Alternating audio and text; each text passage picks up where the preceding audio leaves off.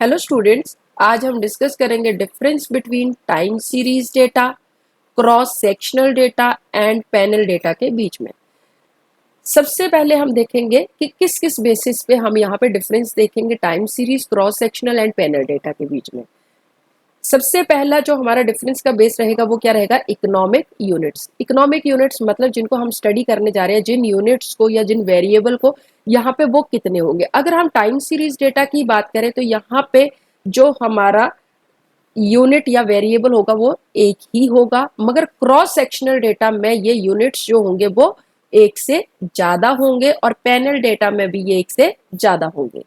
उसके बाद अगर हम बात करें टाइम पीरियड के ऊपर, हम डिफरेंस देखें तीनों में, तो टाइम पीरियड मतलब 1 साल 2 साल इस तरह से। तो टाइम सीरीज डेटा में बात करें तो मोर देन वन, मतलब अगर सालों की बात करें तो 1 साल से ज्यादा का जो है हम टाइम पीरियड में स्टडी करेंगे डेटा को। और अगर क्रॉस सेक्शनल डेटा की बात करें तो यहाँ पे सिर्फ जो टाइम पीरियड रहेगा वो एक ही रहेगा, और पैनल डेटा की बात करें तो यहाँ पे मोर देन वन होगा।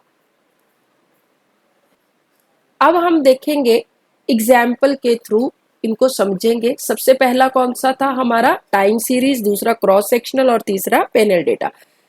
अब हमने जो डिफरेंस किया वो इकोनॉमिक यूनिट्स के ऊपर कर लिया कि जो हमारे वन रहेंगे टाइम सीरीज में more than one, cross sectional में और पैनल में मोर देन वन रहेंगे यूनिट्स। और टाइम पीरियड की बात करें तो मोर देन वन रहेगा टाइम सीरीज में, यहाँ पे वन रहेगा क्रॉस में, और मोर देन वन ही रहेगा हमारा पैनल में। अब एग्जाम्पल से समझते हैं।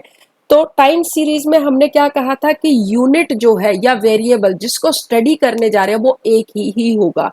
अब जैसे हम ये कहें कि इनकम के बहुत ज्यादा सोर्स होते हैं, जैसे इनकम सैलरी से भी आती है, रेंट से भी आती है, डिविडेंड से भी आती है, और इंटरेस्ट से भी आती है, प्रॉफिट से भी आती है। तो हम यहाँ पे सिर्फ एक ही यूनिट को स्टडी करेंगे जब हम टाइम सीरीज डेटा की बात करें। तो इनकम फ्रॉम सैलरी, तो ये यूनिट क्या हो गया? वन हो गया।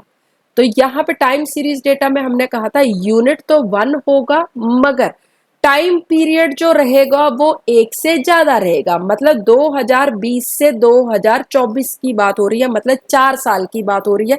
तो यहाँ पे टाइम पीरियड क्या हो गया? 1 साल से ज्यादा हो गया। तो ये हो गया टाइम सीरीज डेटा। मतलब इकोनॉमिक यूनिट तो एक रहेगा, मगर टाइम पीरियड जो है वो एक से ज्यादा होगा। अब हम देखते हैं cross sectional data. Cross sectional data में हमने ये कहा है कि यूनिट तो एक से ज्यादा रहेंगे। जैसे इनकम के हमारे बहुत सारे सोर्स होते हैं, इनकम फ्रॉम सैलरी भी होती है, रेंट भी होता है, डिविडेंड भी होता है, इंटरेस्ट भी होता है। तो हम सारे ही यूनिट्स को, मतलब हर एक यूनिट को यहाँ पे देखेंगे, स्टडी करेंगे। तो ये क्रॉस सेक्शनल डेटा।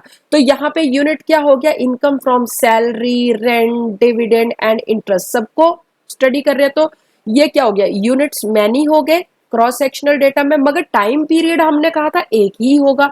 तो यहाँ पे सिर्फ टाइम किसकी बात हो रही है? 2024 की बात हो रही है, मतलब एक ही साल की बात हो रही है। तो हमारा टाइम पीरियड ओनली वन, मतलब ओनली 2024। तो ये हो गया हमारा क्रॉस सेक्शनल डेटा। अब आ जाते हैं हम तीसरा पैनल डेटा। पैनल डेटा में हमने कहा यूनिट भी एक से ज्यादा होंगे और टाइम पीरियड भी एक से ज्यादा होगा। तो देखिए यहाँ पे यूनिट एक से ज्यादा, मतलब सैलरी से भी देख रहे हैं, इनकम को, रेंट, डिविडेंड, इंटरेस्ट सबको स्टडी कर रहे हैं। और यहाँ पे टाइम पीरियड भी 2020 से 2024 के बीच का देख रहे हैं। तो यहाँ पे यूनिट्स मैनी, मतलब यूनिट्स भी एक से ज्यादा है, सैलरी को भी देख रहे हैं, रेंट, इंटरेस्ट, प्रॉफिट। तो ये हमारा क्या हो गया? यूनिट्स एक से ज्यादा। और टाइम पीरियड भी हम 4 साल का देख रहे हैं, 2020 से 2024 के बीच का देख रहे हैं। तो इसलिए यहाँ पे टाइम भी जो है वो ज्यादा हो गया, एक से ज्यादा, मोर देन वन हो गया। तो ये हो गया हमारा पैनल डेटा।